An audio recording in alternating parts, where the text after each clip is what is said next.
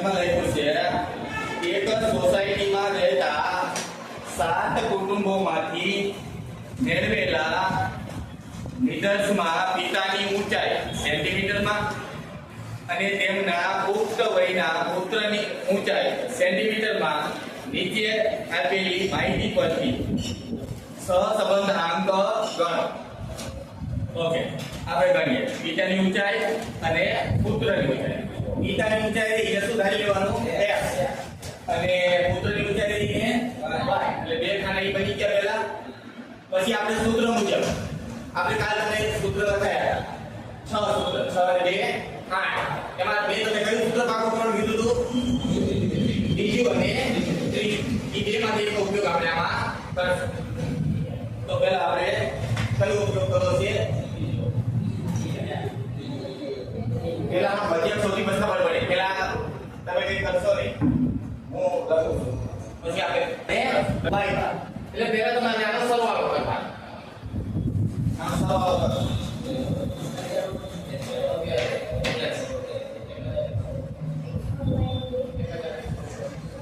હા, આ બે નો કરવાનો, x નો અને y નો બે કરવાનો.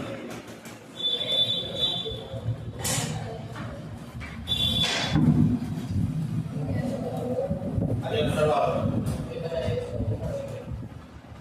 1169 હા પેલો બરાબર 1169 રેડી.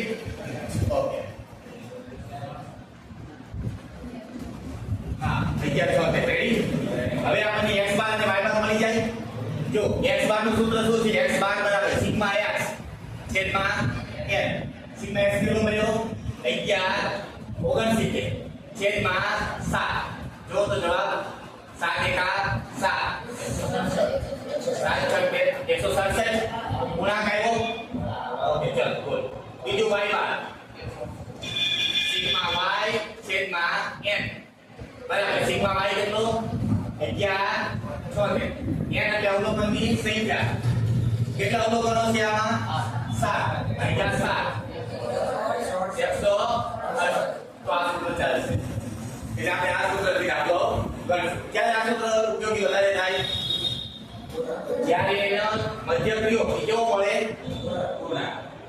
પણ તમારે એવું કઈ નથી. આ તો ક્યારે દાખલા આ સુકા માટે બધા જુદા જુદા સૂત્ર આપ્યા છે કે જ્યારે તમે ભણતા હતા ત્યારે કેલ્ક્યુલેટરનો ઉપયોગ હતો નહીં. એટલે આ પોઈન્ટની બાદબાકી તકલીફ પડતી. તમને શું તકલીફ પડે કેલ્ક્યુલેટરમાં? કઈ નહીં. એટલે આ બધું હજુ અમુક સ્કૂલ વાળા હલવે રાખે છે કે આમ નો ગણાય, આમ નો ગણાય. એક જ રીત રાખવાની. તમે એક જ સૂત્ર યાદ રાખવાનું, એક જ રીતથી દાખલો કરવાનો. કોઈ પણ એક જ સૂત્ર 6 બાકી.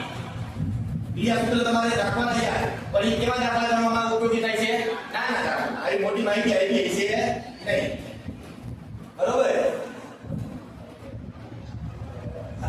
તો જ્યારે આવી રીતે માહિતી આવી હોય તો તમારે બે ત્યાં ગણશું આપણે દાખલો. હવે આ સૂત્ર વાપરવું છે તો હવે તમને ખાના ખબર પડશે કેટલા થશે. જો સિગ્મા x x બાર એકાનો આવ્યું છે એટલે નહીં બનાવી નાખવાનું. સૂત્રમાંથી જોઈએ પેલું ખાના x x બાર એનો સરવાળો નીચે પડી જશે. પછી બીજું ખાનું y y બાર. ત્રીજું ખાનું કયું જોઈશે? ઈ બેનો ગુણાકાર. જો તો કારણ કે ઈ બેનો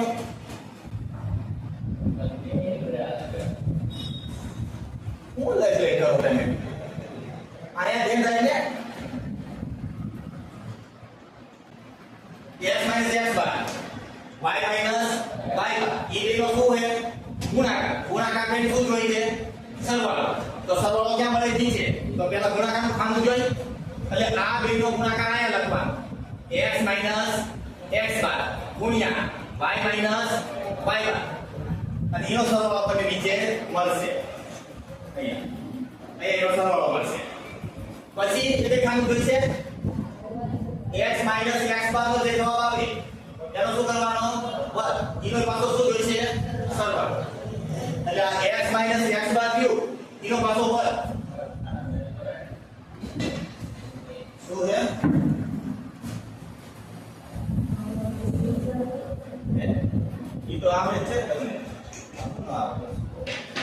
આજે નાખી જાઓ એટલે લે વિડિયો માં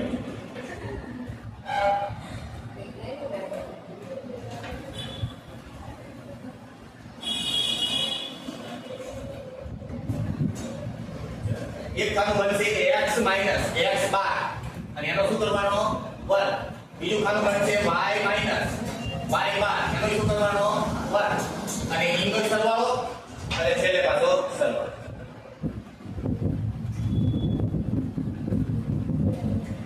જો રેડી હા હવે આ બધા ખાના તમે ભરી દો તમને એક ખાઈ દો શું કરવાનું છે આયા એક ખાલી લખી નાખો x બાર કેટલો મળ્યો તો 167 છે અને y બાર કેટલો મળ્યો તો 168 મળ્યો છે હવે જો તમારે શું કરવાનું છે આ જે છે 170 આ બધા આંકડા જે આયા એ બધામાંથી x બાર બાદ કરવાનો 167 બાદ કરવાનો 170 ભર્યા માંથી 167 જાય કેટલા બચે 3 69 માંથી 67 જાય કેટલા બચે 2 168 માંથી 67 જાય 1 67 માંથી 67 જાય 0 65 માંથી 67 જાય -1 65 માંથી 67 જાય -2 64 માંથી માઈનસ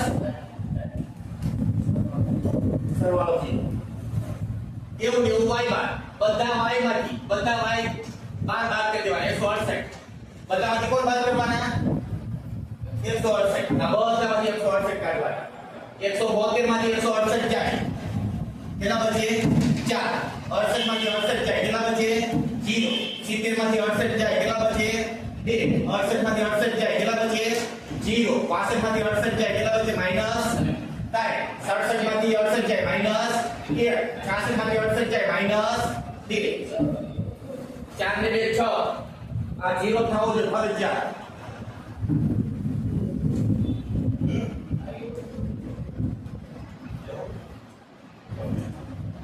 હવે x - x બાર y - y બાર જે બને એનો ગુણાકાર 3 ચોક 12 આ કરી નાખો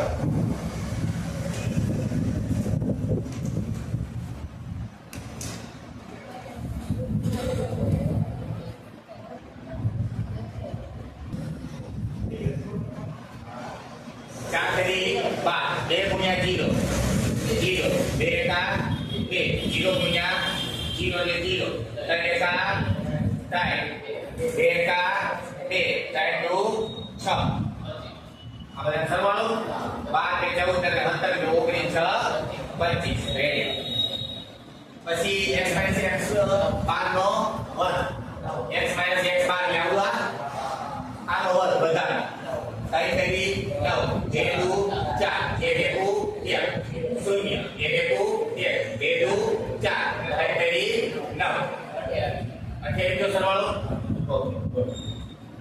હવે y - y બાર નો વર્ગ y - y બાર લેવા આપવાનું આ બધાના વર્ગ આ લખવાનું y માં ચકો ચકો 0 0 1 2 4 0 નો વર્ગ 0 કઈ કરી 9 1 2 અને 2 4 જોય રેડી ખબર પડી ને શું કર્યું એના વર્ગ કર્યા આના જે જવાબ આવ્યા આનો વર્ગ આ જે આનો વર્ગ અને આ તો તમને ખબર છે આ બેનો ગુણાકાર આ બે હવે આ બધું વસ્તુ મળી જાય બધું આ સૂત્રમાં મૂકી દો એટલે જવાબ આવી જાય આ સૂત્રમાં જ્યાં જ્યાં જે જોઈ છે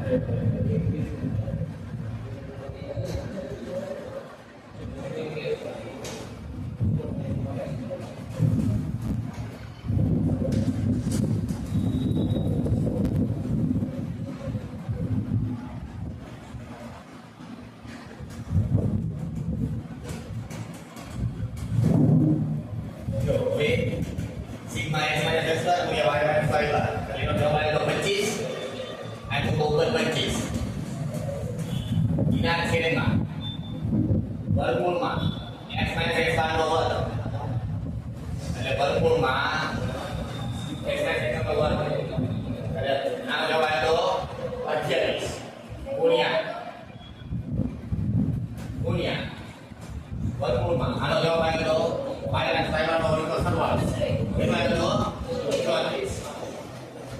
હવે તમે શું કરશો 25 છેદમાં વર્ગમૂળમાં 28 નો ગુણાકાર કરતા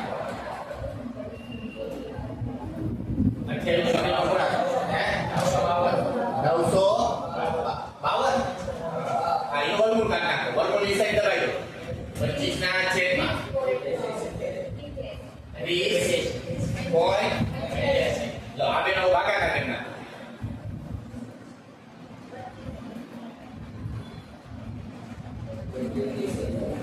0 પોઈન્ટ જોઈ લો જવાબ રેડી